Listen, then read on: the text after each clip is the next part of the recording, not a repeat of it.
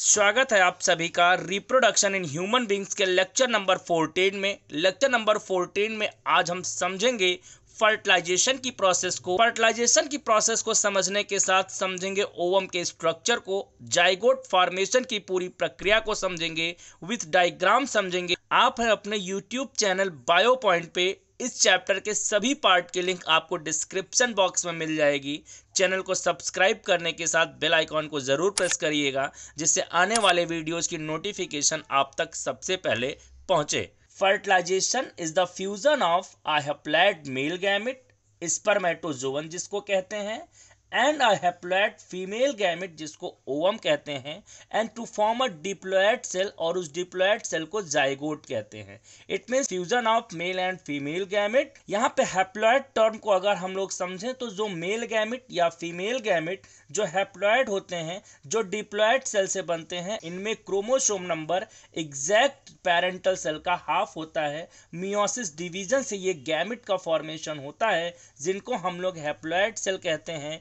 Gamete को sex cell के नाम से भी हम लोग जानते हैं, इसको स्पर्मेटोजोआ भी कहते हैं, और फीमेल में इसको ओवम के नाम से जानते हैं। तो fertilisation basically the fusion of male and female gamete. Site की बात करें तो एम्पुला ऑफ फैलोपियन ट्यूब। आप यहाँ डायग्राम में फैलोपियन ट्यूब का स्ट्रक्चर देख रहे हैं। फैलोपियन ट्यूब का सबसे पहला पार्ट, सबसे पहले देखें तो ये ओवरी है। ओवरी से लगा हुआ ये फिंगर लाइक प्रोजेक्शन आपको फिम्ब्रियाई दिख रहा है। फिम्ब्रियाई के ऊपर आपको एक पार्ट इनफेंडिबुलम दिख रहा है। जस्ट ऊपर आप देखें तो एम्पुला का रीजन है, एम्पुला के बाद स्थमस का, और स्थमस के बाद यहाँ से यूटेरस का रीजन शुरू हो जाता है। यूटेरस के रीजन के बाद ये सर्विक्स का रीजन है, और ये वेजाइना का रीजन है। यहाँ फैलोपियन ट्यूब में देखें तो ये जो फैलोपियन ट्यूब के पार्ट फिम्ब्रियाई, इनफेंडिबुलम, एम्पुला और स्थमस हैं, तो यहाँ पे एम्पुला रीजन में, इट मीन्स इसी एम्पुलरी रीजन में फर्टिलाइजेशन की प्रोसेस होती है। जैसा कि आप डायग्राम में देख रहे हैं, fusion of male and female gamete होगा। तो बहुत इंपॉर्टेंटली आप समझिएगा, जो फर्टिलाइजेशन की प्रोसेस होती है ह्यूमन फीमेल में, फैलोपियन ट्यूब जिसको कि ओविडक्ट भी कहते हैं, उसके एम्पुला रीजन में होता है। फर्टिलाइजेशन दो तरीके का होता है, एक्सटर्नल और इंटरनल। एक्सटर्नल फर्टिलाइजेशन वो होता है जो कि आउटसाइड द फीमेल बॉडी होता है।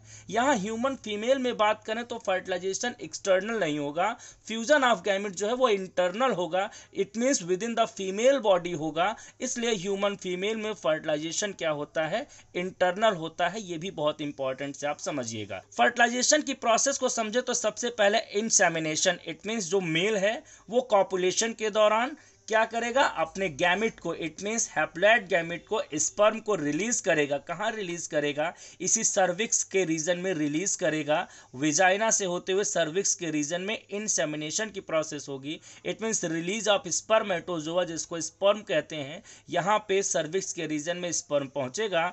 तो इंसेमिनेशन की प्रोसेस से स्पर्म पहुंचेगा, कौन सा रास्ता तय करेगा, विजाइना, सर्विक्स से यूटेरस में पहुंचा, और यूटेरस से होते हुए फैलोपियन ट्यूब में पहुंचेगा। फैलोपियन ट्यूब को ओविडक्ट भी कहते हैं। और फैलोपियन ट्यूब के किस रीजन में, एम्पुला रीजन में पहुंचेगा, जहां पे फर्टिलाइजेशन होगा। तो ये जो एक रे डायग्राम है, ये जो एक सिस्टमैटिक अरेंजमेंट है, इसको आप ध्यान रखिएगा। यहाँ पे ओवम के स्ट्रक्चर को अगर हम लोग समझे, जो कि ओवरी प्रत्येक मंथ में 28 डेज जो मेंस्ट्रुअल साइकिल का होगा, उस दौरान ओवम को रिलीज करेगी। ओवम को रिलीज करके इसी एम्पुलरी रीजन में ओवम वेट करेगा। किसका वेट करेगा, स्पर्म का वेट करेगा फर्टिलाइजेशन के लिए। आपको यह भी ध्यान रखना है, जो ओवम का रिलीज, इट मींस ओव्यूलेशन का टाइम है, ओवम कब रिलीज होगा, तो mid of the menstrual cycle 14 to 16 days में ओव्यूलेशन की प्रोसेस होगी, और ओवम चल करके एम्पुला के रीजन में पहुंचेगा।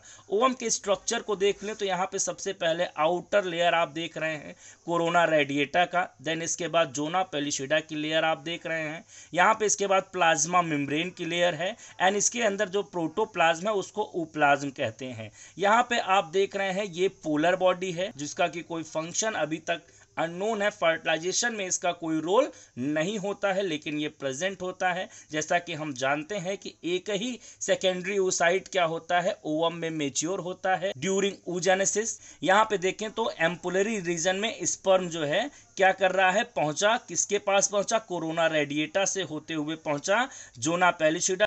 जोना पेलिसिडा की लेयर को ब्रेक करके, क्योंकि यहाँ पे स्पर्म के एक्रोसोम में एंजाइम होते हैं, लिटिक एंजाइम होता है जो इस जोना पेलिसिडा की लेयर को ब्रेक करेगा, प्लाज्मा मेम्ब्रेन की लेयर को ब्रेक करके अपने इस न्यूक्लियस को क्या करेगा, इस ऊ प्लाज्म में रिलीज कर देगा। यहाँ जैसे ही आप देखें सेकेंड डायग्राम में ऊ प्लाज्म में पहुंचा तो ये जो फर्स्ट पोलर बॉडी था ये किस में कन्वर्ट हो जाएगा, सेकेंड पोलर बॉडी में कन्वर्ट हो जाएगा। आप डायग्राम में देख रहे हैं, इसका फंक्शन अननोन है, ध्यान रखिएगा। फर्टिलाइजेशन में इसका कोई रोल नहीं है। तो यहाँ पे ये अपने हैप्लॉइड न्यूक्लियस को रिलीज कर देगा। स्पर्म किसके न्यूक्लियस के पास, ओवम के न्यूक्लियस के पास, दोनों आपस में फ्यूज करेंगे और फ्यूजन से अब ये हैप्लॉइड स्पर्म का न्यूक्लियस, हैप्लॉइड ओवम का न्यूक्लियस आपस में फ्यूज करके फिर से एक डिप्लॉइड सेल बना लेंगे। इस डिप्लॉइड सेल को हम लोग जाइगोट कहते हैं और ये 2n होगा। आप ये ध्यान रखिएगा, यहाँ पे n होगा, हैप्लॉइड को n से रिप्रेजेंट करते हैं तो n + n फ्यूज होकर के 2n